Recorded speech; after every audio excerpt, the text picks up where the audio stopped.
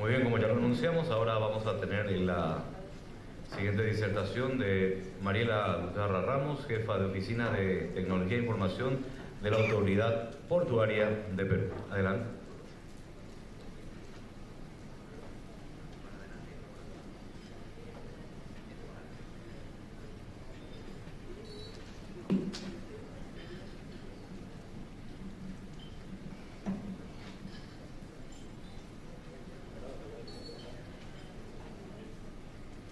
Buenos días a todos.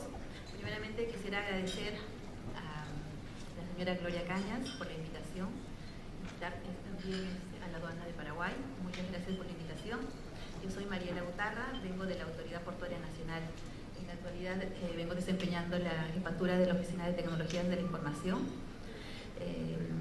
Vamos a comenzar con la presentación. Vamos a ver sobre la integración de lo que es la ventanilla única portuaria con la BUCE. Bueno, la Autoridad Portuaria Nacional es un organismo técnico que está adscrito al Ministerio de Transportes y Comunicaciones. Como sabemos, pues este organismo técnico es parte de la implementación de la ventanilla única de comercio exterior. Asimismo, vamos a ver ahorita sobre lo que son el desarrollo económico, cómo ahorita Perú se encuentra a nivel económico. Podemos ver en las gráficas cómo está en cuanto al índice de precios al consumidor. Podemos ver que también la inflación ahorita es el 2.2 a comparación de los otros países de Chile, Brasil, Colombia, México. En ese sentido, pues nosotros en el comercio tenemos varias potencialidades. Podemos ver en cuanto a la capacidad de la gastronomía, podemos ver también a la capacidad exportadora, podemos ver estos puntos en relación a lo que es la trazabilidad, la innovación, estamos viendo también de la sabiduría ancestral. Entonces tenemos varias potencialidades, cómo es que el comercio está siendo incrementando hacia que los factores que impactan el crecimiento del país sean cada vez mejor. Asimismo tenemos un marco legal favorable. Esto es lo que es la libre competencia, el libre movimiento de capitales, el acceso y mecanismos internacionales en la solución de controversias, la libertad para acceder al crédito interno y externo. En realidad tenemos bastantes aspectos para que el Perú ahorita esté creciendo cada vez. Podemos ver también cómo está el comercio en la actualidad, es decir, las exportaciones, las importaciones está creciendo, ¿no? Se ve hacia el 2018 que también va a seguir el crecimiento favorablemente para Perú. En relación a lo que es el intercambio comercial, se realiza a la exportación y la importación. Vemos que el 43% estamos exportando, ¿no? Casi un 37.000 millones. Esto es un 58% del movimiento de carga. Asimismo, la importación, como un 47%. En su total, podemos ver que el movimiento de lo que es vía marítima es casi un 80%. Entonces, hay bastante por hacer en este aspecto. En relación a lo que es seguimos viendo lo que es el comercio, la minería y lo que es agropecuario son los dos aspectos que se están moviendo bastante. En lo que es, por ejemplo, los productos tradicionales exportadores, vemos cómo hay unas regiones exportadoras de minerales y lo que es el sector agropecuario a nivel de todo Perú. Vemos el incremento de cada uno de ellos. Asimismo, podemos ver cómo los productos minerales es que está realizándose desde el año pasado, ¿no? Podemos ver que hay un incremento hacia todos los países del mundo. Por otro lado, también podemos ver la evolución del movimiento de la carga a nivel nacional, ¿no?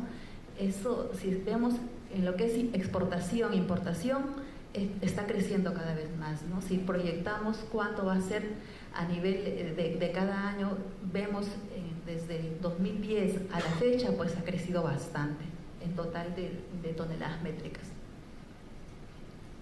Otro punto para ver el sistema portuario nacional. Nosotros como Autoridad Portuaria Nacional estamos encargados de este sistema portuario nacional. Vemos que tenemos 34 instalaciones, de esto es de todo lo vemos a nivel nacional para lo que es combustible, gas. Otro de los tipos de instalaciones podemos ver sobre la línea de pescado, químicos, aceites, concentrado de minerales, esto a nivel nacional, 19 instalaciones. Otro tipo es instalaciones sobre la carga general, los contenedores. Vemos a nivel nacional que tenemos un nuevo terminal de Yurimaguas en Palta. El movimiento de carga de cada uno de estos terminales cada vez se incrementa. A su vez, los principales 20 puertos a nivel nacional podemos indicar sobre el APN Terminals, por ejemplo, cuánto está moviendo, ¿no? Shogun, también está Matarani, todos los puertos que podemos observar, el movimiento de carga cada vez es mucho más. ¿Y cómo es que nosotros entramos para los desafíos en esta cadena logística, ¿no? A su vez, ahorita nosotros tenemos bastantes, a nivel institucional podemos ver la modernización de lo que es a nivel país. En la gestión pública tenemos lo que es la PCM, instituciones que están viendo para poder nosotros mejorar esta gestión pública, ¿no? Asimismo, ¿para qué? Con el objetivo de modernizar, no solamente la Autoridad Portuaria Nacional, sino todas las instituciones a nivel nacional. Podemos ver también que tenemos la simplificación administrativa y calidad regulatoria, lo que es transparencia, interoperabilidad, transformación digital, el plan anticorrupción. Estas políticas a nivel de gobierno hacen que nosotros podamos desafiarnos y poder desarrollarnos no solamente en lo que hemos estado escuchando en estas exposiciones, ¿no? Como la mejora del proyecto que nosotros tenemos, la conformación de la Comisión Multisectorial a nivel para la facilitación del comercio exterior. Esto es muy importante, este proyecto, debido a que, porque nosotros una vez que estemos trabajando sobre esta comisión, lo que vamos a ver es la necesidad interna de lo que necesita el país. ¿Para qué? En todos los niveles, a nivel de sector público, a nivel de sector privado. También podemos ver lo que son el aspecto legal, lo que habíamos conversado de los procesos, mejora de procesos, la infraestructura, el transporte. Entonces son temas muy importantes que se va a tomar que se está tomando en esta conformación del comité. Ahora, en relación a lo que es la BUCE, bueno, nosotros a nivel de Perú está conformado por 3 componentes, ¿no? Uno de ellos que es el componente portuario, mercancías restringidas y origen.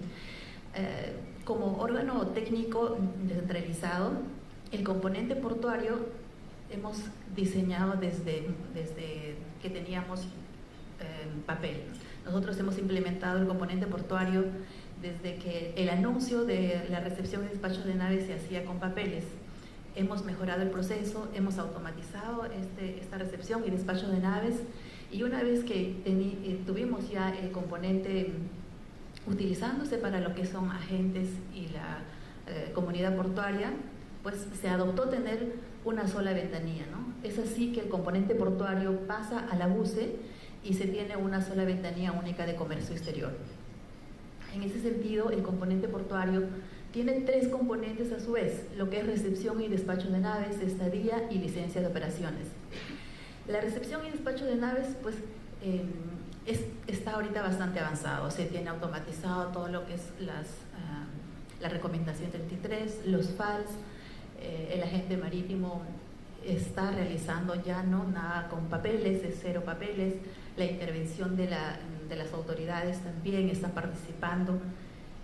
Y en ese sentido, pues como ya la recepción y despacho de naves tenemos implementado desde el 2010, previo a eso del 2008 a la actualidad, pues el siguiente paso hemos comenzado a implementar lo que es licencias de operaciones, el otro subcomponente del componente portuario. Lo que hicimos fue trabajar lo que es la gestión de licencias, control de fiscalización, reglamento de operaciones. Estos subcomponentes se ha trabajado mediante el BPM, ¿no? ¿Qué beneficios hemos tenido? Pues definitivamente Esto ahorita estamos trabajando con la BUCE, la integración de un componente de integración entre la BUCE y la autoridad portuaria. Definitivamente, pues, los beneficios es un incremento de satisfacción que se tiene hacia el administrado, ¿no? El administrado va a ser el más beneficiado debido a que actualmente ellos están realizando, se acercan a la Autoridad Portuaria Nacional, realizan todo con papel y ya una vez implementado, nosotros hemos comenzado el trabajo en el 2016 y hemos terminado este año. Ahorita estamos en la puesta a producción de este proceso y va a realizarse con menos de un mes ya para poder poner en la puesta en producción. Y el beneficiado es el administrado. ¿Por qué? Porque va a tener toda la información en línea, ya no va a tener que ir físicamente a la oficina, sino a través de la BUCE va a ingresar al portal, va a ingresar toda la información relacionada a lo que es licencias para que pueda obtener su licencia de operación en todo lo que es relacionado a control y fiscalización, el mismo proceso de lo que es licencia de operaciones y a su vez el reglamento de operaciones. En ese sentido, pues el módulo de licencias de operación tiene lo que es control y fiscalización, las cartas, fianzas, los reportes, una administración, una bandeja de tareas, todo lo con el BPM, que va a ser un integrador con la BUCE, y una interoperabilidad entre la BUCE con el componente portuario que es realizado con la Autoridad Portuaria Nacional. Esto con la finalidad de promover el gobierno electrónico, ¿no? Como les decía, a nivel de Perú estamos promoviendo bastante la transformación digital y la interoperabilidad a nivel gobierno. Esto es a normativa que nosotros tenemos que cumplir de forma de que ya nos está pidiendo casi los documentos, por ejemplo, un DNI o lo que es el documento de identidad, que se tiene todas las entidades que ya cuentan con esta información en sus sistemas está siendo proporcionada mediante la interoperabilidad. Es una obligación para el administrador, o sea, el gobierno a través de las entidades entrega esta información de manera muy fácil a fin de que el administrado se vea beneficiado, que ya no están entregando esta documentación físicamente hacia la entidad. Es por ello que nosotros hemos realizado este sistema de operación a fin de que estos trámites sean mucho más rápidos. Por otro lado, pues, como bien escuchábamos en las presentaciones anteriores, primero es la mejora de procesos, y eso es lo que se hizo, ¿no? Teníamos un proceso ahorita manual, un proceso donde el administrado tenía que ir a las oficinas, a veces como podían ocurrir errores humanos y de repente algún trámite no se puede realizar, pero ya con la mejora de este proceso, ahora el proceso futuro es mucho más rápido, se va a realizar un trámite de manera remota a través del portal, va a poder ingresar toda la información a través de la BUCE, interopera con el sistema de la Autoridad Portuaria Nacional a fin de que el administrado ya pueda tener su trámite en línea en el momento que ellos puedan disponer. Otro proyecto que en el avance de lo que es el desarrollo del componente portuario y toda la ventanilla única de comercio exterior, se hizo un estudio de diagnóstico del Port Community System. Este estudio se realizó el año pasado, hacia la fecha, tuvo varios componentes muy interesantes para toda la comunidad portuaria. Uno de ellos fue tener un componente de metodología, cómo es que se podía realizar el Port Community System, cómo se puede realizar en el Callao. A su vez se diagnosticó de cómo es que la situación actual, cómo es que estamos el puerto del Callao para poder ser implementado. Otro punto muy importante fue de realizar experiencias, de visitar lugares, por ejemplo, Singapur y la India, donde hemos podido visitar cómo es que se ha realizado el Port Community System. Crimson Logic estuvo a cargo de este estudio. Pudimos conocer las experiencias de la implementación de este Port Community System en estos países. A su vez, se pudo conocer cuáles fueron los desafíos, qué problemas tuvieron. En realidad, bueno, se vio poder hacer un benchmarking, cómo es que más adelante podemos realizar en el Perú. Este estudio ha servido bastante para nosotros poder tener una idea de posicionarnos más adelante, qué es lo que nosotros debemos hacer y ver las condiciones si realmente el Callao tiene para poder aplicarla o qué nos está faltando, qué necesitamos en el marco regulatorio. Por ejemplo, podemos ver que cuán importante va a ser tener un Port Community System, ¿no? Porque una vez que se tenga el Port Community System, definitivamente el puerto pues va a ser muy moderno, vamos a tener expectativas con los clientes de las líneas marítimas, a su vez el requisito obligatorio del FAL va a estar implementado, va a aumentar el nivel de eficiencia operativa de los puertos del Perú, así como los negocios portuarios y los logísticos. Y definitivamente va a aumentar el nivel de informatización de los puertos de Perú, así como los negocios portuarios y logísticos. Como les decía, es muy importante y principal tener un marco legal, ¿no? Este marco legal pues, está dividido en la organización, en la infraestructura de la plataforma y de las operaciones. Este marco legal definitivamente es uno de los componentes a nivel de gobierno para que el Port Community System se pueda más adelante implementar. Y en ese sentido podemos ver acá cómo es que el Port Community System se interrelaciona entre el privado y el mismo gobierno, ¿no? Podemos ver el B2B, el G2G. En ese sentido vemos de que el beneficiado son todos, no solamente el privado ni el gobierno, ¿no? Son todos los que participan en esta implementación del Port Community System. A su vez también se pudo ver de que esta implementación se puede hacer con toda la última tecnología, ¿no? Como Internet de las Cosas, como Big Data. Esto tiene pues muchos beneficios. Por ejemplo, con Internet de las Cosas se puede ver lo que es la eficiencia portuaria, se puede ver lo que es beneficios para la seguridad, el seguimiento que se puede ver de la información y la analítica, ni qué decir, con toda la información que se pueda tener del privado y del administrado del gobierno, pues se puede hacer un análisis exhaustivo de toda la información que se pueda tener. Asimismo, las perspectivas de las estadísticas, las analíticas, de las métricas, es análisis realizar de cada uno de los puntos o cada una de la información para nosotros poder tomar decisiones. Otro de los puntos que también estábamos viendo y que se puede implementar con el Port Community System es la computación en la nube, lo que hemos escuchado, ¿no?, durante las exposiciones. Asimismo, lo que es el blockchain. Esto va a ayudar a que el proceso sea mucho más ágil, ¿no? Y esto sería pues el modelo del Port Community System, del posible en el Callao, ¿no? Como había hablado también Gustavo, ¿no? Un modelo de G2G, B2G, B2B2G y de la nación, ¿no? Una interoperabilidad global que finalmente podemos tener una vez implementado el Port Community System. Y los pasos que se deberían llevar a cabo para la implementación definitivamente es primero definir el modelo del Port Community System. También, como hemos hablado, como hemos escuchado en las exposiciones anteriores, la optimización de los procesos, la adecuación del marco regulatorio, la implementación del Port Community System en la BUCE, el desarrollo de las TICs de todos los servicios, B2G, más adelante G2G o N2N, divulgación masiva del Port Community System, adopción masiva y la interoperabilidad que estábamos hablando como un punto muy importante en la implementación.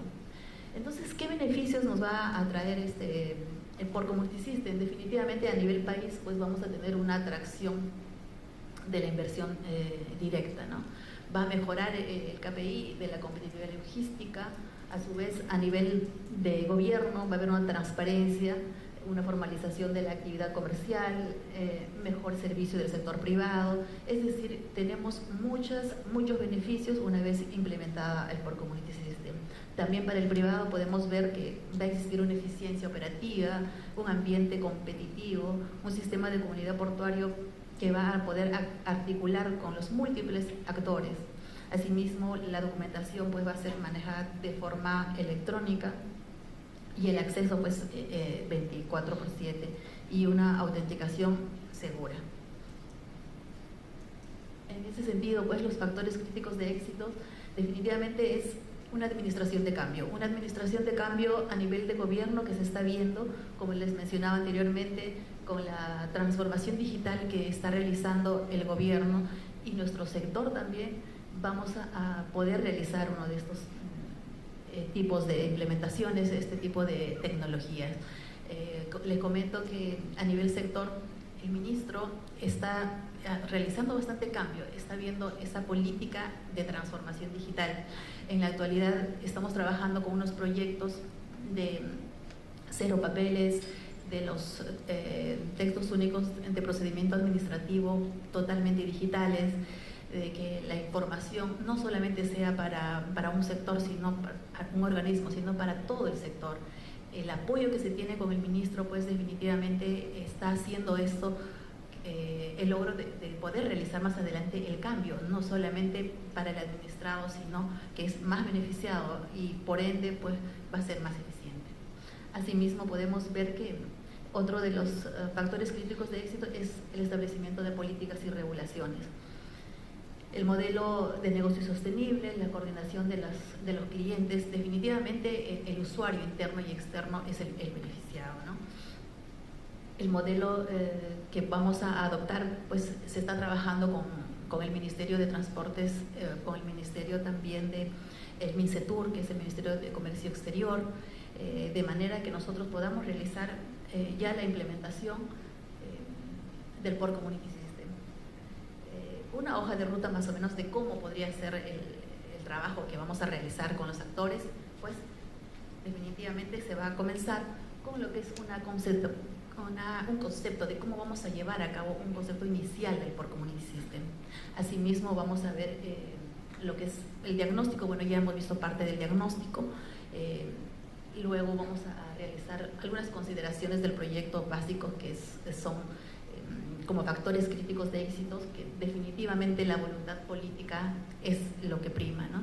Ahorita a nivel sector del Ministerio de Transportes tenemos esa voluntad de poder transformar esta transformación digital, no solamente, como mencionaba en las presentaciones anteriores, se escuchaba pues que no solamente es tecnologías, sino va de la mano de una reingeniería de procesos, va de la mano de la concientización hacia el privado, hacia el gobierno, ¿no?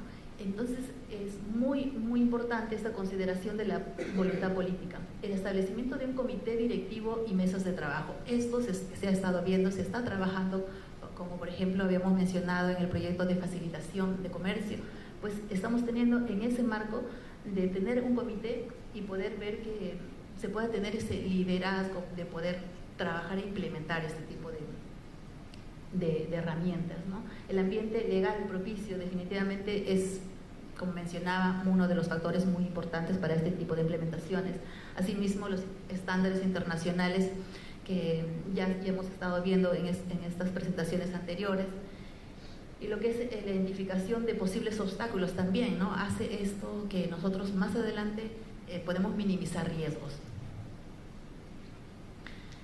Y por ende, pues, el Ministerio de Transportes y Comunicaciones, la Autoridad Portuaria Nacional como ente técnico, con el Ministerio de Comunicaciones, el MINCETUR, se está realizando lo que es la UCE 2.0. En ese sentido, se tiene como un pilar del marco legal la reingeniería de procesos, la innovación de nuevas tecnologías, con la interoperabilidad, la integración de las demás entidades. Esto con componentes, por ejemplo, como ya habíamos visto en la actualidad, tenemos mercancías restringidas, origen, el componente portuario llamado MUP, con el Business Intelligence, como habíamos hablado, bueno, como anteriormente también hemos escuchado, la gestión de riesgos. En realidad, pues, es un proyecto muy ambicioso que ya se inició, se está comenzando este año con la mejora de procesos, de la reingeniería de procesos, y así tenemos fases para poder realizar, y más adelante, pues, el beneficiado es el administrado y, como les decía, ambas partes, el gobierno también.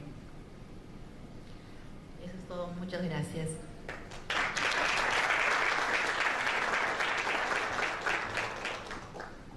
Muy bien, muchas gracias a Mariela por la presentación. Mariela Utarra Ramos, jefa de la Oficina de Tecnología e Información de la Autoridad Portuaria de Perú. Vamos a desarrollar La siguiente presentación, recomendación 41, alianzas público-privadas en facilitación del comercio. Vamos a invitar a Paloma Bernal para que pueda estar aquí con nosotros, coordinadora de facilitación del comercio y comercio electrónico de las Naciones Unidas, líder proyecto PPP in Trade Facilitation. Así que la recibimos para desarrollar su tema. Por aquí, adelante.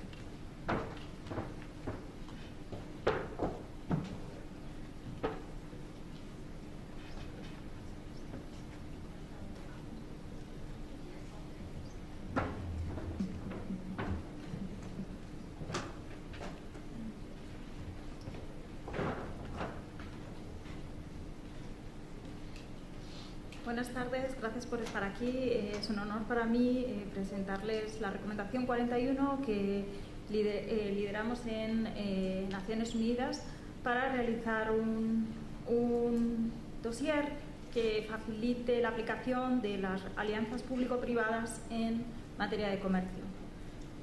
Bueno, antes de comenzar a presentar el documento, sí que quería hacer una introducción de por qué Public and Private Partnership, por qué en Latinoamérica, por qué en comercio y definitivamente qué es. No se preocupen si no saben qué es, porque yo creo que nadie lo sabe, pero porque su definición ha tenido muchísimas nuevas definiciones y se están desarrollando con tanta flexibilidad que está en pleno tránsito y continuo modificación. ¿Por qué Public and Private Partnership puede ser importante?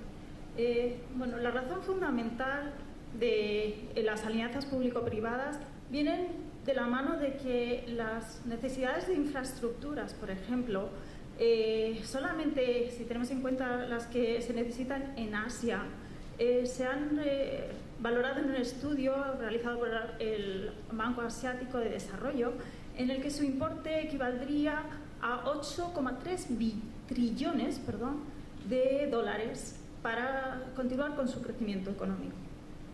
Para hacerlo, solamente el sector público cuenta únicamente con 5,2 billones de dólares. Y el resto, ese gap que se produce, es el que necesitamos otras entidades o instituciones que colaboren a este desarrollo. Imagínense lo que puede suponer en África, Latinoamérica o Norteamérica.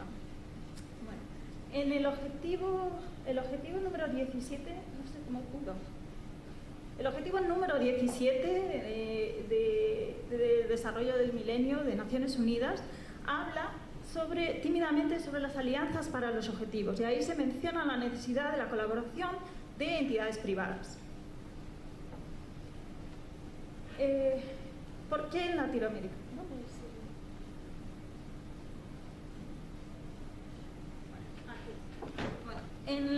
¿Por qué en Latinoamérica? Latinoamérica ha sido tradicionalmente el continente líder en materia de público de PPPs.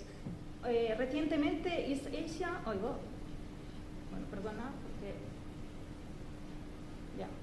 recientemente East Asia, no es el botón que me han dicho. Bueno, dejo de jugar con ello.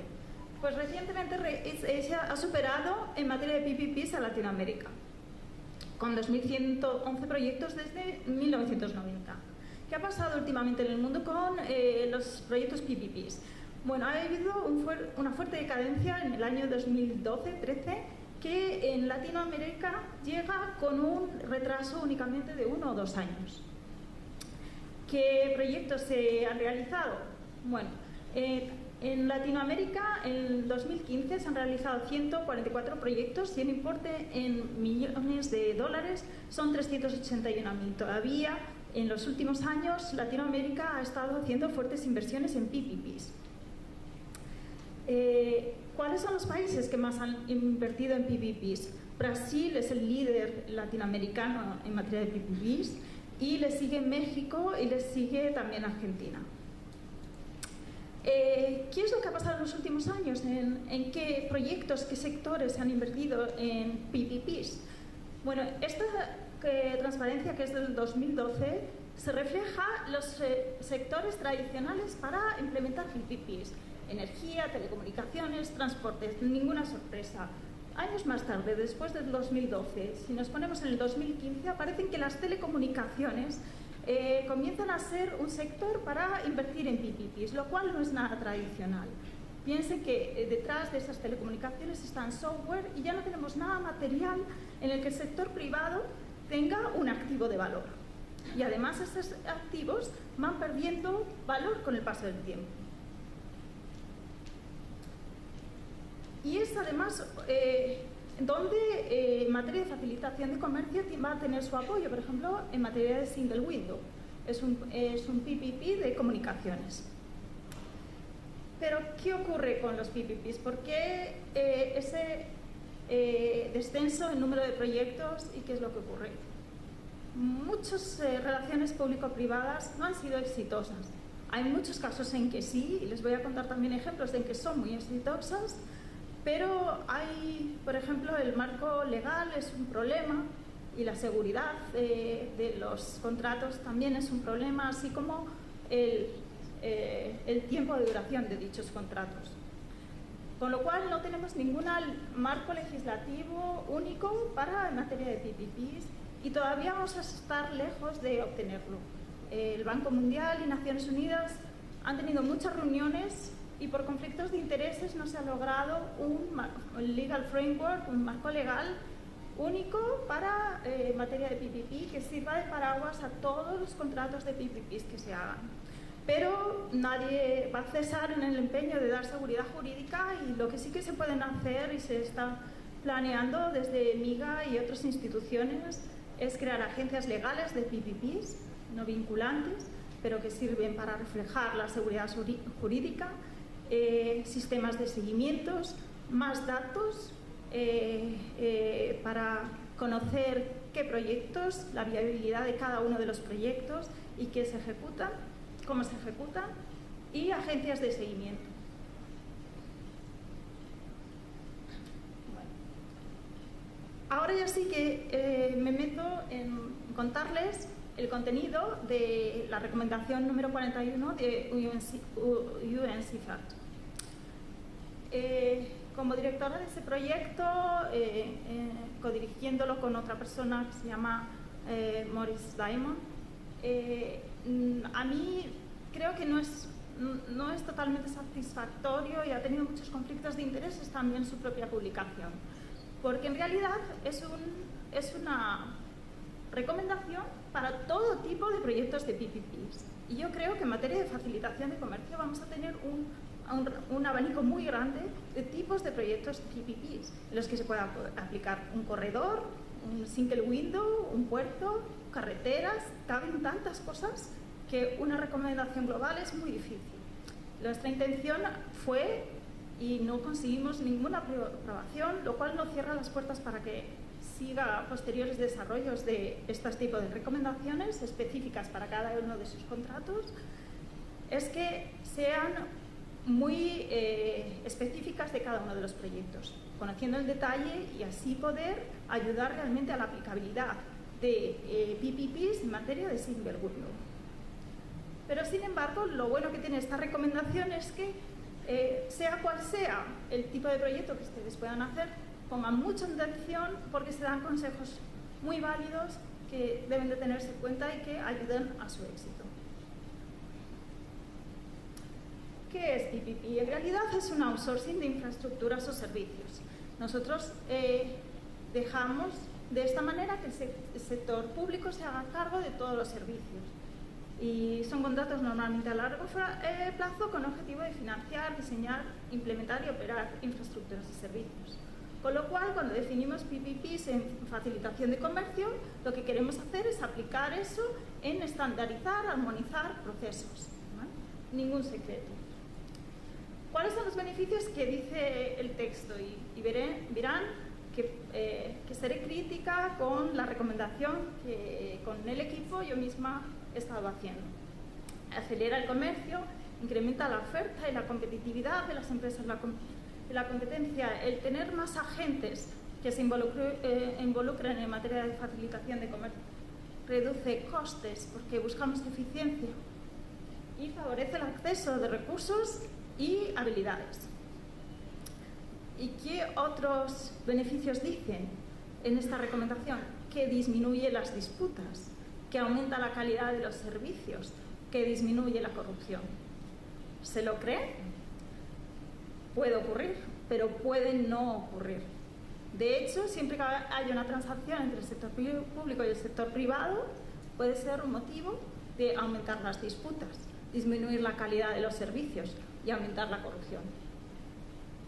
Así que internamente, dentro de la alianza público-privada, tenemos que gestionar para que esto que está en rojo no ocurra. Bueno, ¿qué tipos de PPPs hay? Bueno, pues en la recomendación, estos son los tipos de PPPs que hay muchos más y la lista es interminable. Y creo que es una lista que nadie, no sé vosotros, pero yo creo que nadie nos la vamos a aprender y aunque no la aprendamos va a ir cambiando. Con lo cual, escapamos un poco la clasificación tradicional de tipos de PPPs y vamos a una clasificación más intuitiva de cómo son los contratos PPPs y que en el mundo de los negocios se utiliza. Existen tres tipos fundamentales de PPPs. Uno es el social o de desarrollo, que lo que implica es que ese tipo de contrato pues, no está creado necesariamente para tener una rentabilidad, sino que tiene una cuestión social y que resolver, y además del sector público y del sector privado intervienen NGOs, agencias gubernamentales. El segundo tipo es el híbrido. Existe un impacto inversor. El modelo de PPP sí que se diseñó para que tenga rentabilidad, pero los modelos de negocio y los casos de negocio ponen en preaviso de que su viabilidad no ha sido posible. Entonces, no se busca exactamente esa rentabilidad, sino dar servicios. Y el comercial es una relación público-privada en las que las empresas comerciales tienen un fin de ánimo de lucro a través del retorno de la inversión vía o ayudas gubernamentales o de cargo a los usuarios. Si es una carretera, pues imponer un fee al usuario. ¿Qué es lo que habla la recomendación 41 en otros ejemplos de proyectos de PPPs? Bueno, aquí este es realmente el gran fallo que tiene esta recomendación, que no da demasiado detalle en cada uno de estos tipos de contratos. De las infraestructuras únicamente dice que es a largo plazo, que duran entre 25 y 30 años y que son los tradicionales contratos de PPPs que todos conocemos, en el que el gobierno para financiarse recurre al sector privado. Las tecnologías de información y de comunicación revolucionan un poco la definición de PPP, es a corto plazo, y lo que implica es que existen riesgos de integración con otros sistemas. Por ejemplo, cuando estamos definiendo un PPP para single window y otro PPP para el sistema portuario, la comunicación entre ambos debe de ser preestablecida previamente, previendo esa necesidad futura. Y luego el siguiente tipo es el llamado DBOT, Design, Build, Create and Transfer, y el proyecto es diseñado, construido parcial y totalmente y operado por el sector privado, pero aquí va a haber una infinidad de situaciones en las que antes de transferir la propiedad del sector del activo del sector privado al sector público, se va a permitir que se establezcan distintas situaciones. Pues, por ejemplo, que si es un activo que es estratégico para el sector público, simplemente diseñándolo y construyendo se le va a exigir al sector privado que se le devuelva al sector público, y que no lo opere el sector privado, que lo opere el sector público, porque es estratégico para ese gobierno. Se puede dar también la situación de que los en el diseño de los riesgos generales esté implicado el sector público, ¿vale?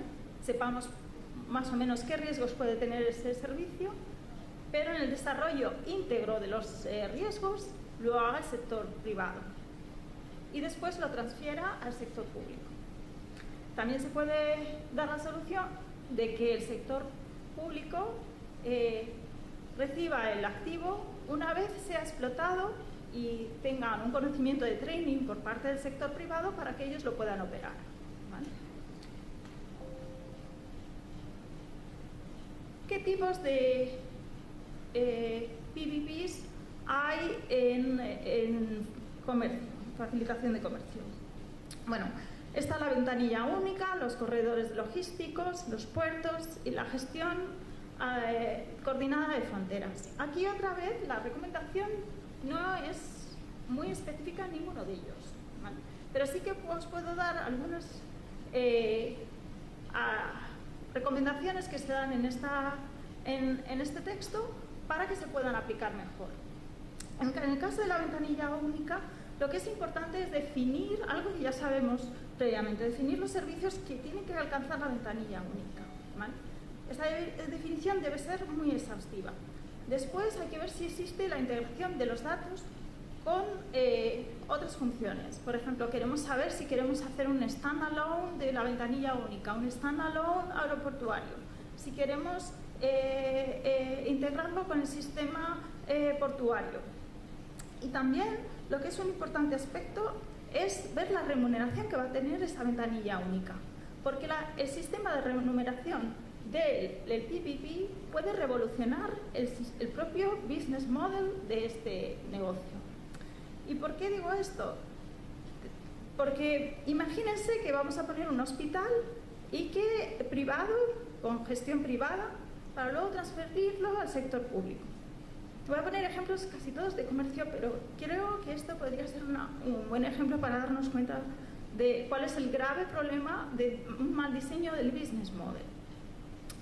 Y la forma de pagar al médico el objetivo es curar a las personas, y la forma de pagar a los médicos privados es por las recetas médicas. Entonces se verá impulsado a recetar cuanto más posible a la persona que vaya enferma.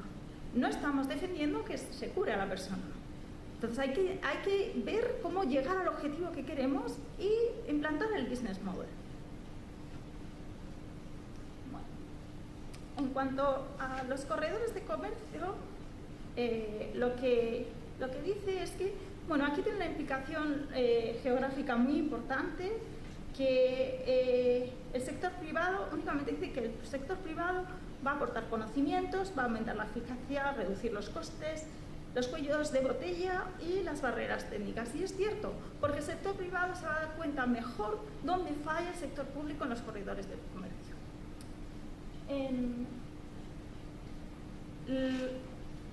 El aviso fundamental de la recomendación que se da aquí es que en todo lo posible un corredor de comercio tiene que preocuparse de las pequeñas y medianas empresas, facilitar el uso no solo de grandes empresas, sino también de las pequeñas. En cuanto a los puertos, la ventaja, lo único que dice el texto, y que hemos escrito mucho texto y sin embargo solo hemos podido incluir esta pequeña matización, es que se permitan aprovecharse de las experiencias exitosas del sector privado en materia de puertos. La gestión coordinada de fronteras.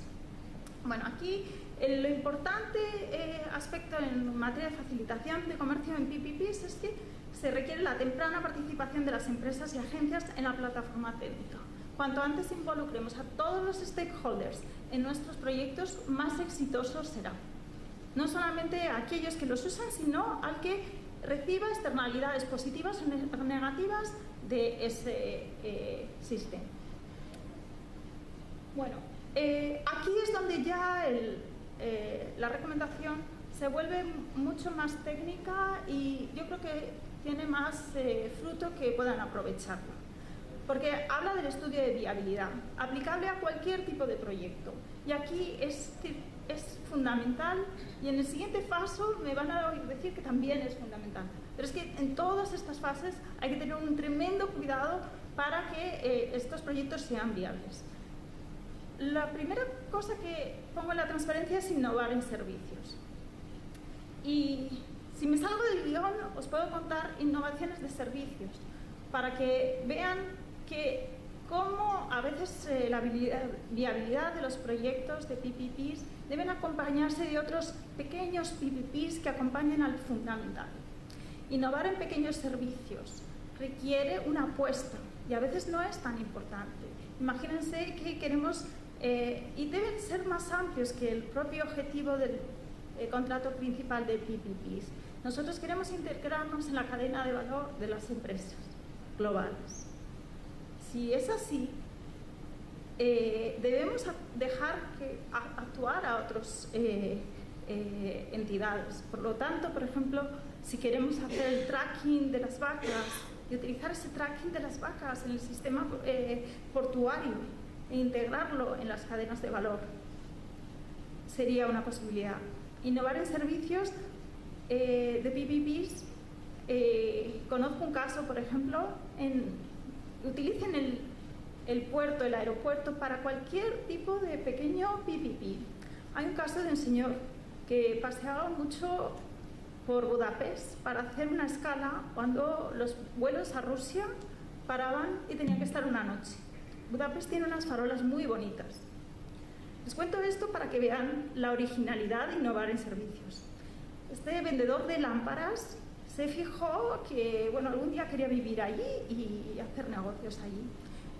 Ganó la licitación de la explotación de las farolas de Budapest. Un contrato muy barato, nadie quería ese contrato de PPP. Consiguió hacer la publicidad del primer candidato a la presidencia del gobierno y le puso publicidad a las farolas. Ganó esa persona. La siguiente licitación de farolas fue mucho más cara, lo pudo explotar muy bien. Se puede explotar todo con PPPs. Se puede hacer drones que lleven sangre a los hospitales en aquellas regiones donde son intransitables. Se puede saber cuál es la carga de un barco antes de que llegue y cuándo va a llegar gracias a eso. Con las innovaciones de servicios se pueden hacer muchas cosas. La transparencia es otro tema fundamental que tiene que ser muy importante en activar dentro del propio PPP. En materia de transparencia, yo como directora de proyectos de PPP he sabido lo que es cuando uno de los socios tengan en cuenta que un proyecto de PPP tiene responsabilidad solidaria entre los socios y el negocio no existirá si todas las partes no van conjuntamente a la responsabilidad adquirida. Cuando uno no quiere romper, cuando alguien no haga bien su trabajo, todos pierden. La transparencia ayuda a que todos colaboren a la viabilidad de ese contrato. Por tanto, hay que determinar y pactar con los socios los objetivos del negocio, los servicios del contrato, los beneficios y subsidios recibidos, las asimetrías de información, los cambios que se necesiten realizar en las propias condiciones del proyecto, porque a largo plazo las condiciones iniciales cambian y hay que cambiar ese contrato de acuerdo con los socios. Y también dentro de la viabilidad está la eficacia y eficiencia, la gobernanza y los riesgos. Y en los riesgos hemos hecho un anexo en el que se pueden hacer un listado de los tipos de riesgos que hay. Y esto es importante también saber cómo valorar los riesgos, porque ahí está la viabilidad del propio proyecto. Entonces, en los riesgos no solamente es el porcentaje de ocurrencia que queremos darle a ese tipo de riesgo y su valor, sino que también cuando ocurra un riesgo vamos a tener un momento de contingencia. Es decir, volver a la curva anterior que nos estaba llevando a ese crecimiento no va a ocurrir si ocurre ese riesgo. Vamos a tener que invertir para que eso vuelva a tener su propio camino. O sea que eso hay que tenerlo en cuenta dentro de la evaluación de los riesgos y también hay que tener en cuenta que durante ese tiempo hemos dejado de ganar mucho dinero.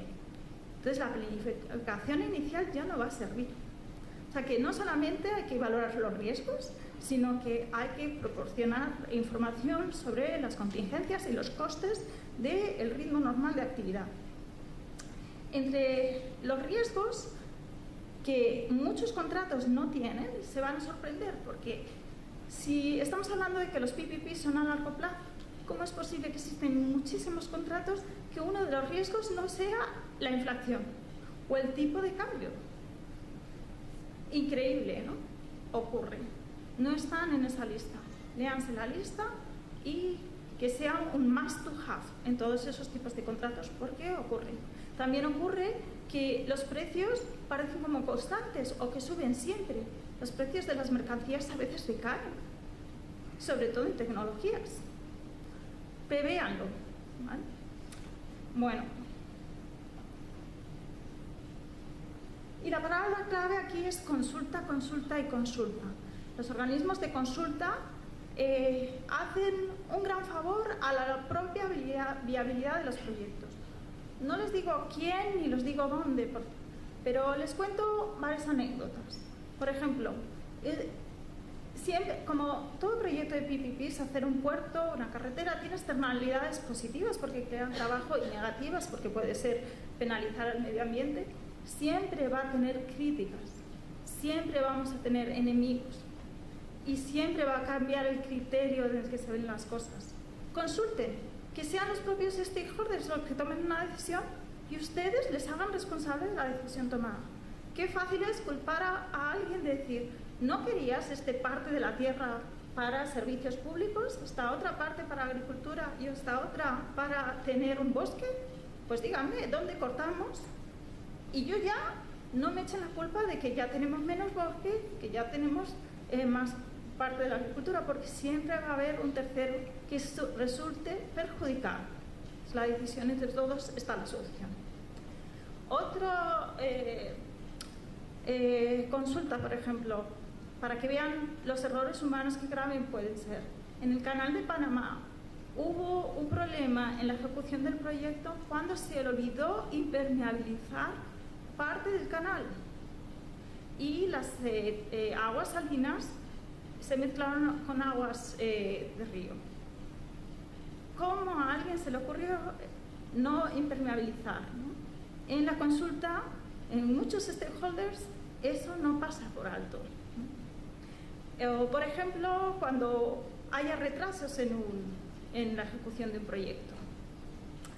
No, imagínense que hacemos una carretera, las tiendas de la calle tienen que cerrar o tener un tránsito alternativo para acercarse a las tiendas.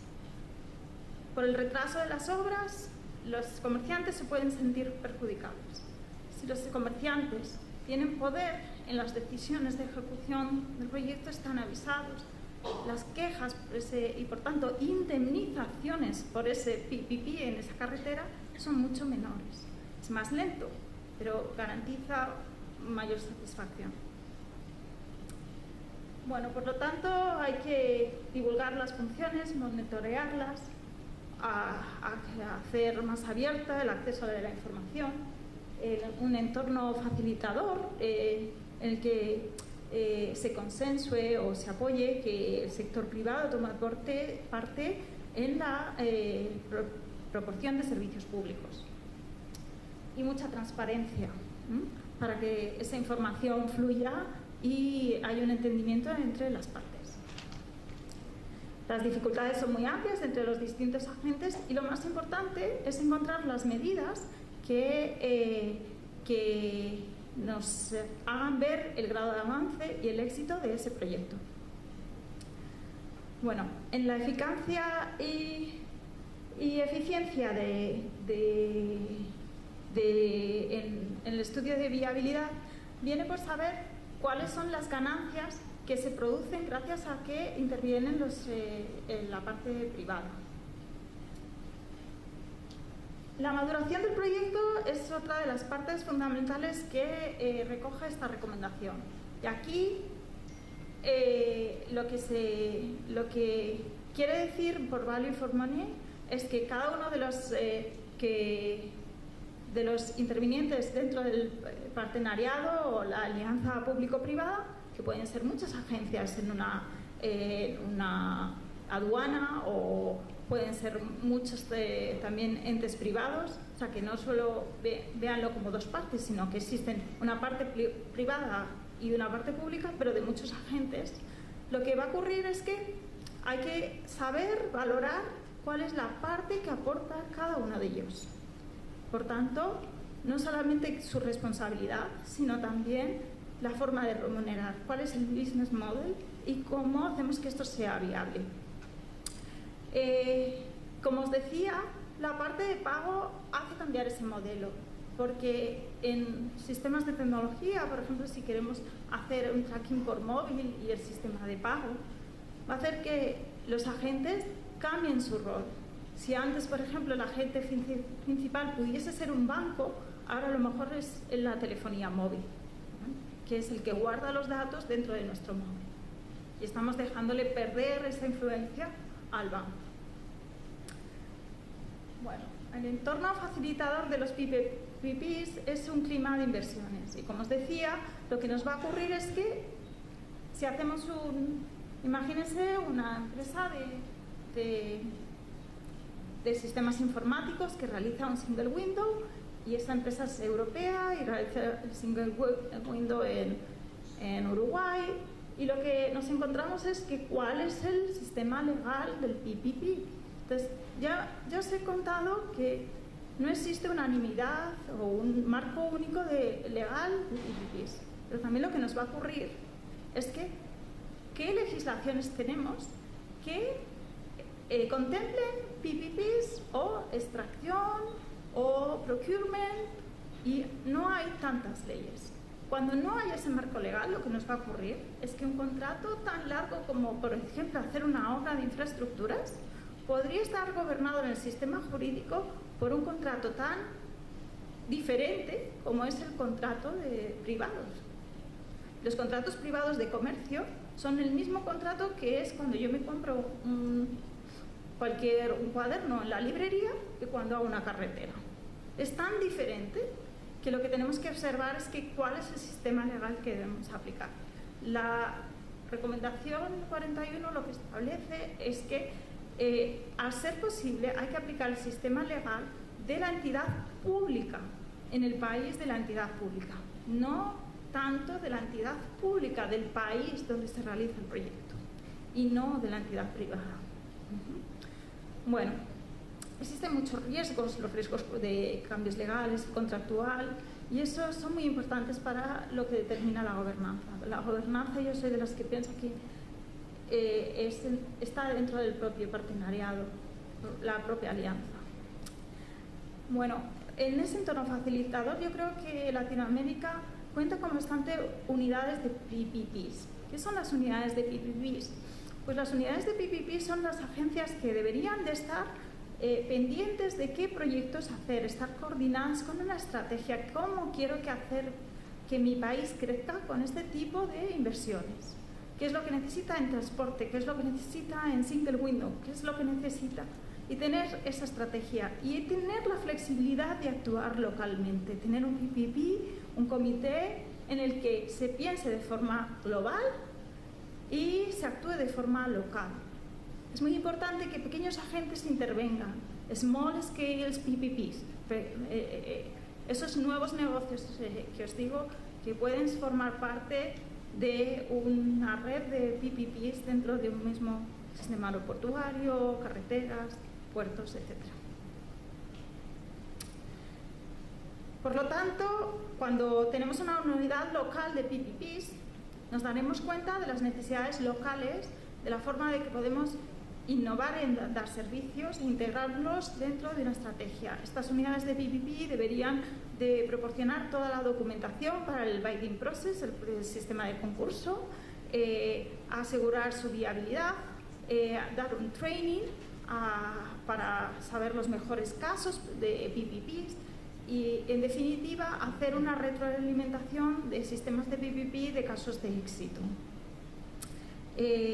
Existen, como os decía, unidades de PPPs, pero no hay unanimidad de de qué se encargan, qué es lo que hacen. La verdad es que solo el 66% sí que da soporte a las políticas, pero solo el 33% hace el desarrollo de los documentos y, por tanto, de los requisitos y, por tanto, de esas métricas que se necesitan para saber si ese proyecto tiene viabilidad o no. Tienes que preguntar al PPP cómo se va a financiar, qué pasaría si alguno de los eventos o riesgos ocurriese. Bueno, por último, se dan unos consejos o consideraciones principales, fundamentales, que creo que es importante resaltar siempre. Uno, es incluir una cláusula siempre de que el sector público se reserva el derecho de disolver el contrato. Lo segundo es que existan métricas y objetivos con el sistema de premios y no tanto de penalizaciones. Cuando lleguemos y tengamos problemas con un grado de avance de un proyecto, aunque existan muchas partes que tengan la culpa, yo creo que es mucho mejor que ese grado de avance se controle gracias a que tengan ese sistema de premios y no que un sistema de compensaciones negativas pues genere que los integrantes del PPP dejen de colaborar para llegar a ese objetivo. La financiación, cuando sea escasa, siempre hay que buscar o más apoyos, renegociar el contrato y, si no existe suficiente financiación, abandonar la realización del PPP. Cuanto antes se corte un contrato de PPP, es mejor que cuando haya una infraestructura a medio hacer y que nadie la quiera llevar a cabo, porque tenga problemas tan grandes que sean imposibles de realizar. Evitar aumentos de tiempo en el contrato, pero sobre todo si se puede reducir tiempos en los contratos, sobre todo en materia de tecnologías y comunicación, sería lo ideal. El concurso, cuando digo de evitar aumentos del tiempo de contrato, debo casi de subrayarlo, decir casi imposible hacerlo. No se deben hacer ampliaciones de contrato. El concurso debe ser con altos detalles en los métodos de evaluación y asegurarse que el sistema escoge a los mejores para realizar ese contrato.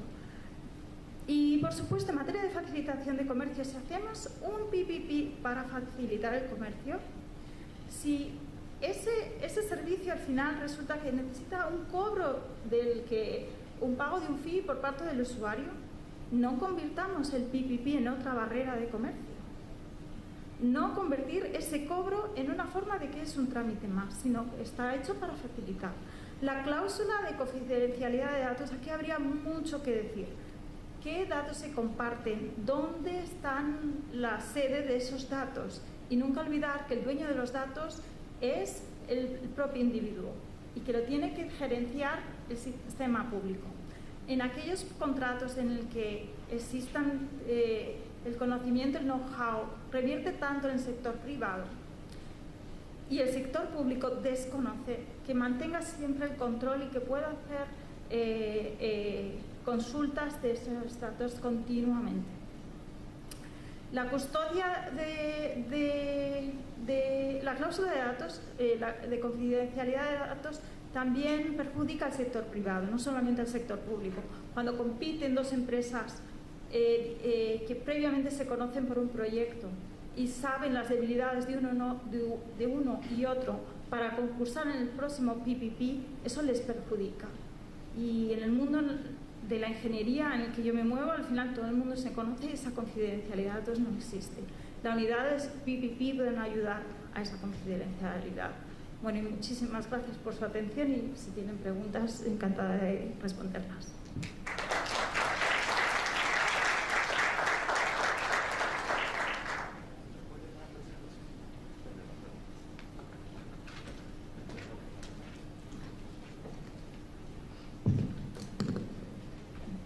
Muy bien, muchísimas gracias a Paloma Bernal, coordinadora de Facilitación del Comercio y Comercio Electrónico por Naciones Unidas, líder del proyecto PPP in Trade Facilitation. Vamos a continuar y esta presentación que vamos a tener a continuación tiene que ver con el sistema de tránsito terrestre y fluvial Mercosur, con Américo Pereira Rodi, director de procedimientos aduaneros de la Dirección Nacional de Aduanas de Paraguay. Adelante.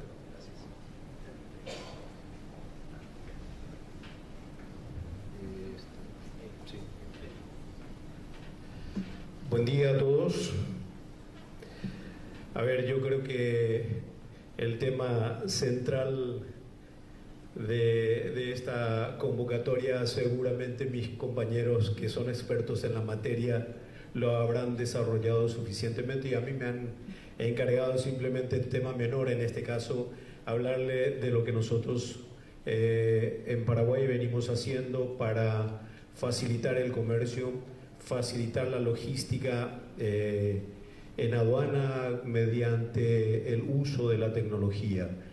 Creo que voy a ser reiterativo porque quizás se haya dicho ya de que aduana apuesta al uso de la tecnología de manera intensiva para poder dar cumplimiento a su misión, a su función de, por un lado, los compromisos de facilitar el comercio, por otro lado, el de cumplir con los objetivos que nos encomienda el Estado, el Gobierno Nacional, de ser eficientes y eficaces en los controles para obtener resultados en materia de renta tributaria. En ese sentido, en este lapso del año 2013 a esta parte, hemos encarado una verdadera evolución en materia de la aplicación de la tecnología a los procesos y procedimientos aduaneros.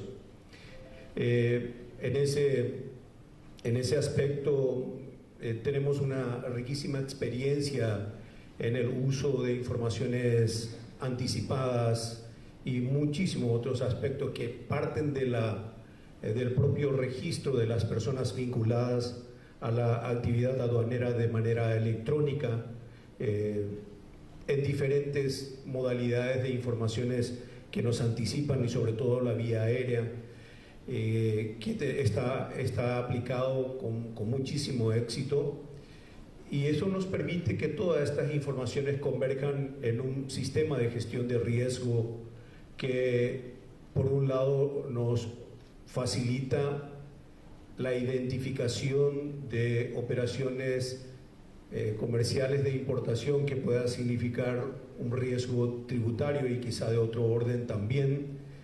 Entonces dejamos de dar palos de ciego para utilizar elementos que contienen más ciencia y ser más certeros en la operación, en la identificación de la operación que pueda ser o pueda constituir un componente de riesgo. Y en ese sentido también estamos dando una enorme facilidad, y creo que nuestro control total se ha reducido de una manera drástica, de niveles de más del 80% a cerca del 30% o un poco más, y no por eso hemos dejado de ser más eficientes. Por el contrario, nuestras recaudaciones han tenido números superavitarios que han alcanzado récord en la historia de la institución. Sí, con todo esto entendemos nosotros que estamos por un camino correcto, porque esto también tiene una trascendencia internacional. Hace un par de semanas atrás hemos estado en la OMC, en el examen de la política comercial de Paraguay, y fue gratificante para nosotros escuchar de las delegaciones de los diferentes países, de gran parte de los países, que más de 40 que han hecho uso de la palabra en ese foro, han reconocido todos estos avances o evoluciones que la Dirección Nacional de Aduana ha emprendido en esta etapa. Entonces, dicho esto, yo creo que el tema de la herramienta que hoy tenemos en el Mercosur, y Paraguay lo tiene como parte de este bloque comercial, el sistema de tránsito aduanero internacional que está previsto, que es un sistema informático que está previsto que lo puedan utilizar todos los países miembros o estados partes del Mercosur. Sin embargo, la utilización es absolutamente parcial de este sistema, que es muy importante, es muy valioso, que permite a las aduanas, por un lado, en su aspecto de control, tener informaciones anticipadas, para que después pueda hacer sus controles y sus análisis para un apropiado control. También lo es para facilitar el flujo de importación y de exportación el intercambio entre nuestros países que somos parte de este bloque comercial. Sin embargo, nosotros hemos extendido esto, tanto en la importación como en la exportación, para la posibilidad de utilizar con los países o los estados miembros del Mercosur. Yo quiero hacerle una muy rápida presentación de esto que les acabo de comentar, en qué consiste el Cintia, que son sistemas informáticos integrados en el Mercosur, que las registraciones de los eventos de los tránsitos internacionales identifican de manera precisa los puntos y ciudades de acceso y de tránsito en la ruta de las cargas o de las importaciones o exportaciones, desde el origen hasta el destino, y se realiza de manera electrónica con la generación del manifiesto electrónico. Brevemente, lo que nosotros estuvimos realizando en este año, perfeccionando en este año, y estamos en una etapa de perfeccionamiento aún, inclusive de todo esto, por medio de una resolución de hace apenas 90 días o 120 días, nosotros adoptamos la estructura de datos del sistema Cintia en la exportación, como para que los países que reciben las exportaciones paraguayas simplemente puedan recuperar toda la estructura de datos y pueda facilitar el tratamiento en esos países. Entonces, y lo tornamos obligatorio el uso de esta herramienta informática para las exportaciones que van a los países que son socios del Mercosur y para los países asociados, en este caso Chile y Bolivia. En este contexto tenemos una muy buena dinámica en el uso de esta herramienta con Argentina. No lo tenemos de la misma manera con Brasil, pero Brasil también se está insertando en este proceso inclusive de prueba, y eso es algo muy valioso por la extensión territorial que tiene Brasil. Eso implica un valor agregado muy importante a la logística del comercio y a la facilitación.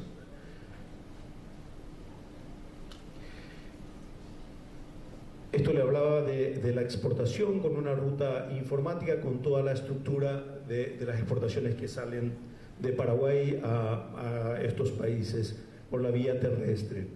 En la importación, de la misma manera, nosotros en las importaciones, en el caso de los países del Mercosur que están utilizando Cintia, recuperamos los datos de la estructura de Cintia, y esos datos, como que tenemos unos puntos de entrada muy sensibles, por ejemplo con Brasil en el Puente de la Amistad, que no solamente existen cargas, sino hay un flujo poblacional muy grande entre Ciudad del Este y Foz de Iguazú. Normalmente tenemos que vivir las situaciones de que hay un problema en el puente, y a veces surgen inconvenientes de orden social que también apunta a ese lugar de flujo. Entonces, también hemos adoptado este sistema a efectos de que todo se pueda hacer con antelación, que los operadores, agentes de transporte, puedan tener la información anticipadamente, puedan generar las documentaciones de un sistema de gestión de tránsito aduanero nacional, porque muchas de estas importaciones que ingresan por estos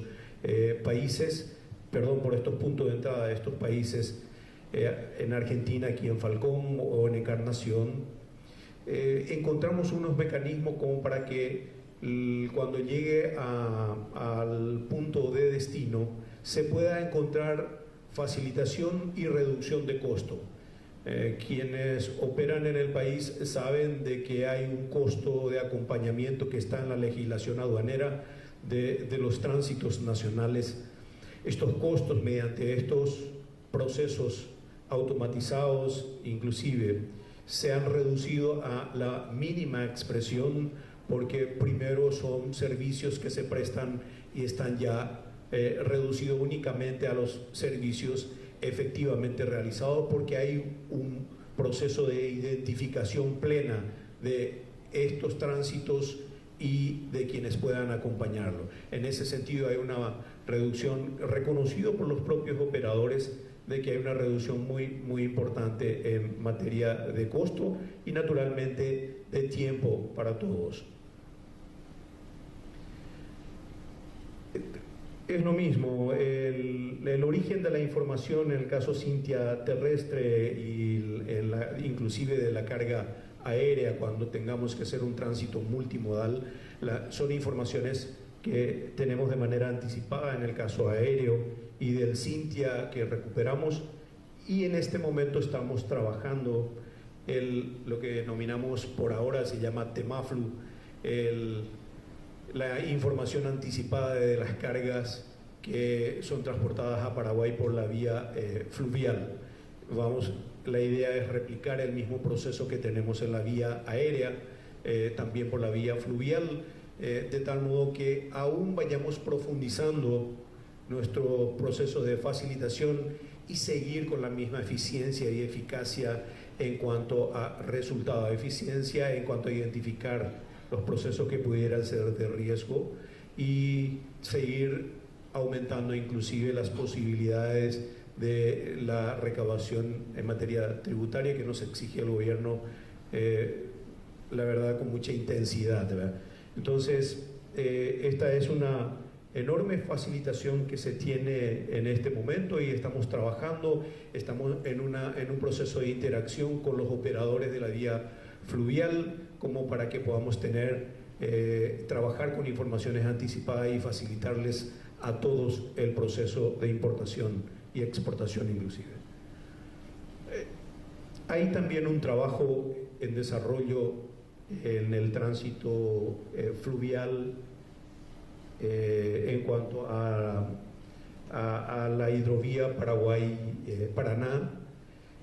Recientemente en una reunión de los países que trabajan en la hidrovía Paraguay-Paraná se han identificado campos comunes para utilizar la estructura del MIG-DTA fluvial, y en este momento estamos en un intercambio de información entre países para que podamos adoptar un modelo común, y a partir de ahí eso va a constituir una herramienta muy importante como para que también podamos aportar a que la logística sea más fácil, los procesos en aduana se vean reducidos en tiempo y costo, y eso redunda naturalmente en beneficio de un país mediterráneo como en el caso de Paraguay.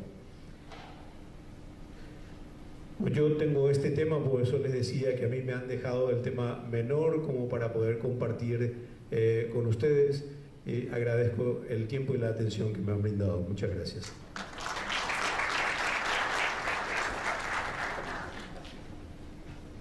Muy bien, muchas gracias. Vamos a invitar a nuestra moderadora, la licenciada Liliana Peloso, para que pueda coordinar de esta manera esta última parte de nuestro bloque con los que han desarrollado sus respectivos temas. Vamos a invitar para que nos acompañe aquí en el escenario Paloma Bernal y Mariela Gutarra. Por favor, si pueden acompañarnos. Muchas gracias.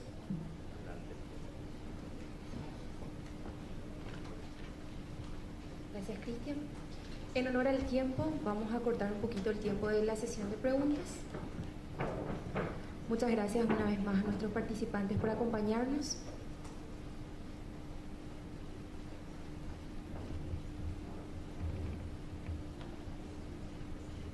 Bueno, vamos a dar inicio a nuestra sesión de preguntas. ¿Alguna consulta, pregunta a nuestros ponentes?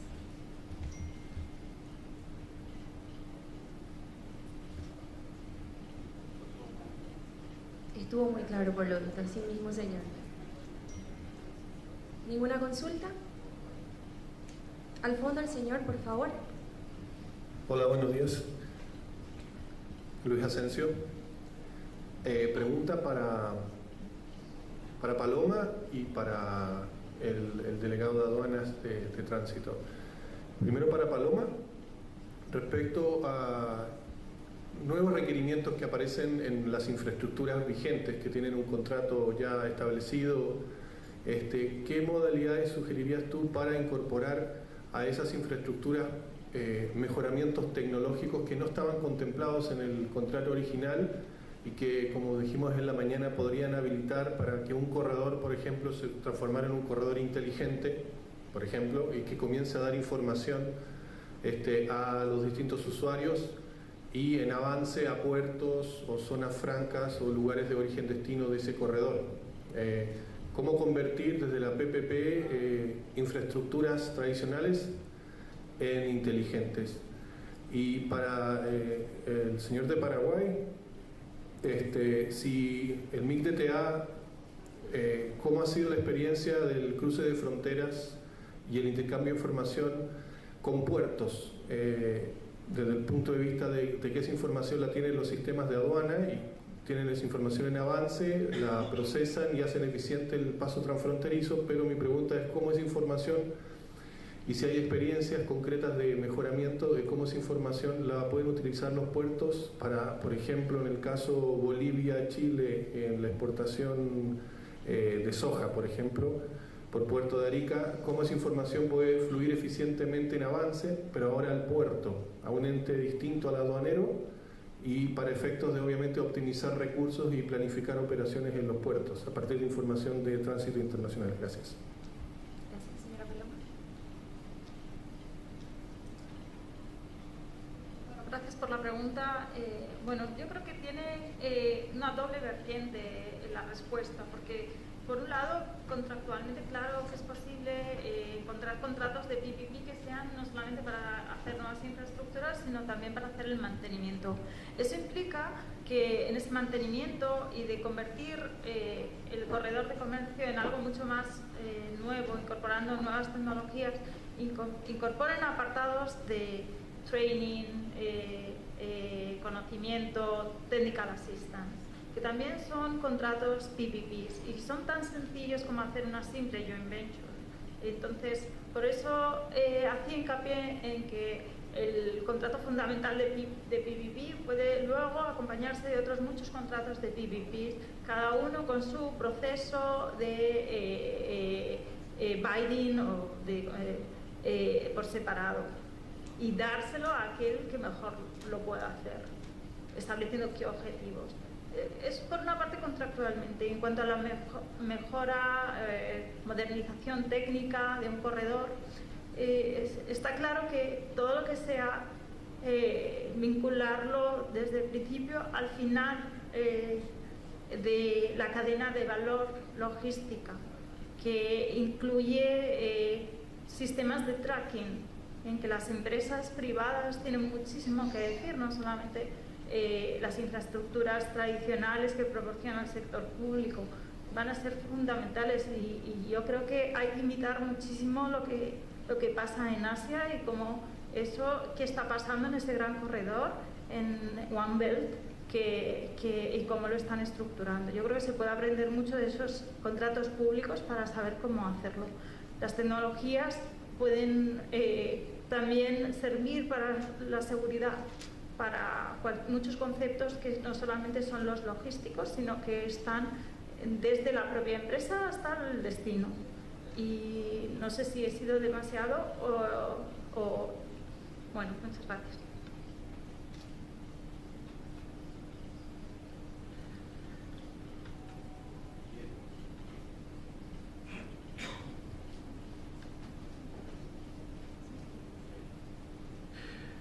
A ver, la última parte respecto de compartir información con un puerto de una exportación paraguaya al puerto de destino en Arica. La verdad no tenemos experiencia, y ya que usted plantea esto, es un tema interesante que lo debemos abordar con los colegas en el futuro para que eventualmente lo podamos contemplar, porque es un componente creo que muy valioso y va a agregar valor a la facilitación seguramente. En cuanto a datos de la importación que recibimos de manera anticipada por la vía aérea, lo compartimos con los puertos. En este caso, deben saber que en Paraguay existen depositarios que son responsables del cuidado, de la guarda de las mercancías. Entonces nosotros compartimos con con ellos la información desde el momento que lo recibimos, para que ellos puedan a su vez hacer los procesos que la ley les resguarda que deben de hacerlo. Eso lo compartimos por la vía aérea, lo hacemos hoy con la vía terrestre, con el tránsito que les adelantamos por las horas de 7, 8 horas que puedan existir de frontera a la aduana de destino. Y por la vía fluvial lo estamos trabajando como para que ellos puedan tener con el tiempo que sea posible disponer esa información de manera anticipada igualmente. Gracias. ¿Alguna otra consulta? Señora, por favor. Buenos días. Para Paloma, yo quisiera consultarle si se ha hecho una evaluación de los riesgos que se corren al brindar bienes estratégicos públicos en estas asociaciones públicas privadas. Por ejemplo, el agua, ¿verdad? Que sé que en algunos países ya se ha hecho, pero no me gustaría saber esos riesgos que hay al dar este tipo de concesiones.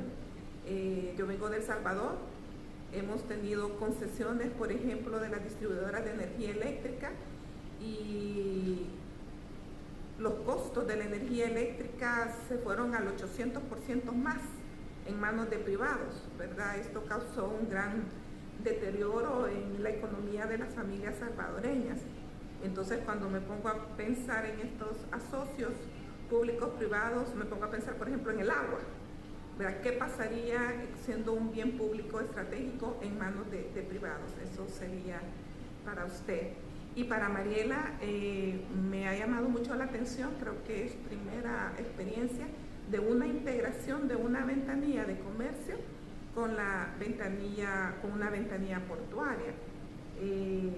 Me gustaría saber, Mariela, cuánto tiempo tardaron en esta integración y cuáles fueron los factores más críticos que tuvieron que superar en este proceso. Gracias.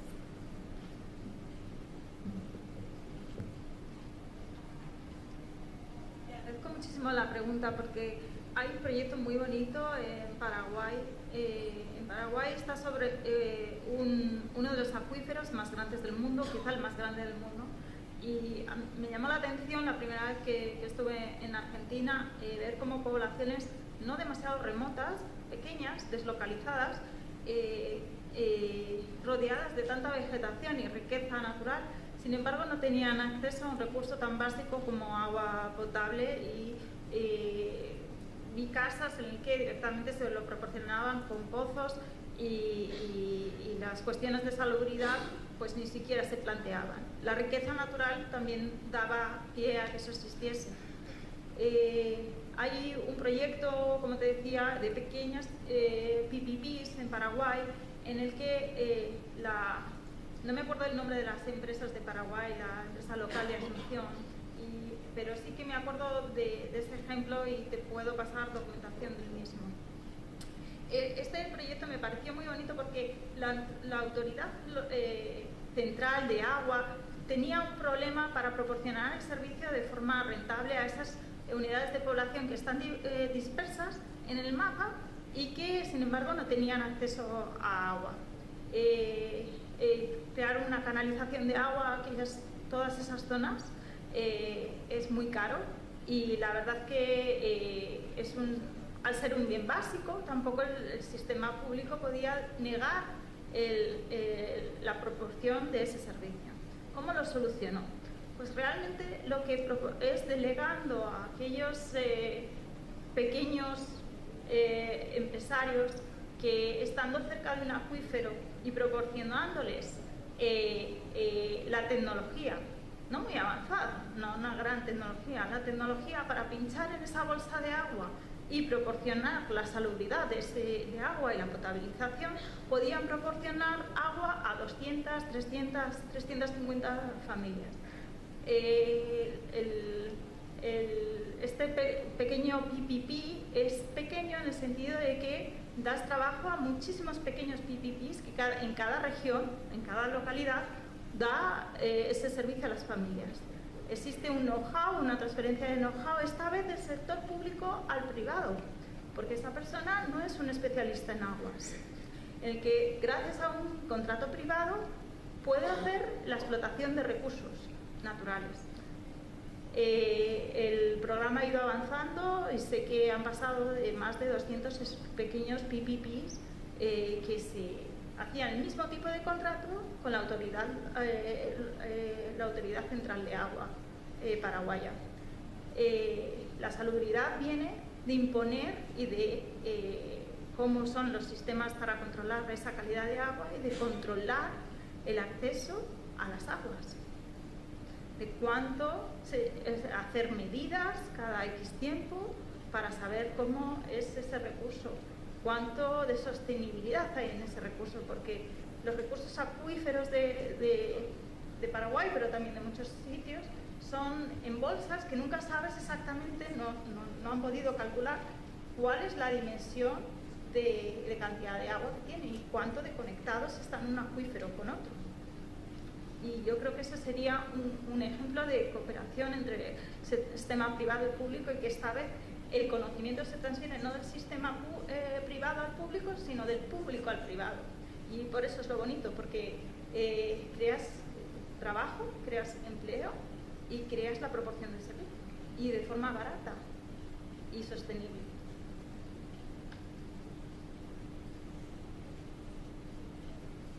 La pregunta que nos hacían de El Salvador. Sí. Nosotros, como Autoridad Portuaria Nacional, iniciamos el trabajo del componente portuario ya desde antes que iniciara la Ventanilla Única de Comercio Exterior. Se comenzó desde el 2008, solamente con la automatización de la recepción y despacho de naves para la Autoridad Portuaria Nacional. Luego, en el 2010, se realizó ya la integración el agente con la Autoridad Portuaria Nacional. Se comenzó a trabajar entre la interoperabilidad a nivel privado y el gobierno. En todos los demás, las entidades que participan en la recepción y despacho de naves participaron, no activamente, pero comenzaron a participar. Luego, el 2015, el componente portuario pasó a la ventanilla única de comercio exterior. Después de 5 años ya que estuvieron utilizando el administrado y también algunas entidades, se pasó el componente portuario para que formara parte de una gran ventanilla que es la BUCE, ¿no? En este caso, paralelamente también los de Mincetur trabajaron con el componente de mercancías restringidas y luego origen. A su vez, nosotros ya habíamos trabajado el componente portuario y se integró. En esa integración, a partir del 2015 a la fecha, se ha integrado ya formalmente las entidades de DICAPI, DIRESA. Estas entidades están trabajando, pero lo que tú también preguntabas era cuáles eran los factores críticos de éxito. Uno de ellos es, por un lado, lo que es la normativa, la parte legal. Otro lado es también la política del Estado, que tiene que ver con todo lo que es lo que se viene trabajando ahora. A este tiempo, y según lo planificado, bueno, realmente estamos un poco ya fuera de los tiempos que se han establecido en el marco corregulatorio, ¿no? Pero para ello, justamente la Autoridad Portuaria como ente técnico, estamos tratando de impulsar a fin de que estos tiempos se minimicen, ¿no? Como les mencionaba, el año pasado a la fecha hemos trabajado con otro componente que es parte del componente portuario, que licencias. Entonces, en ese sentido estamos con el apoyo bastante hacia Mincetur y trabajando de tal forma que este tiempo ya no siga pasando, ¿no? De que se implemente todos los tiempos y todos los módulos correspondientes en la Ventanilla Única de Comercio Exterior, que es la BUCE 2.0. Gracias. ¿Alguna otra consulta? Bueno, vamos a cerrar nuestra sesión de preguntas. Despedimos a nuestros ponentes, Mariela Utarra, Paloma Bernal. Muchas gracias, señora Américo Pereira. Gracias por acompañarnos. Los dejo con Cristian. Vamos a continuar. Gracias también para Liliana Peloso.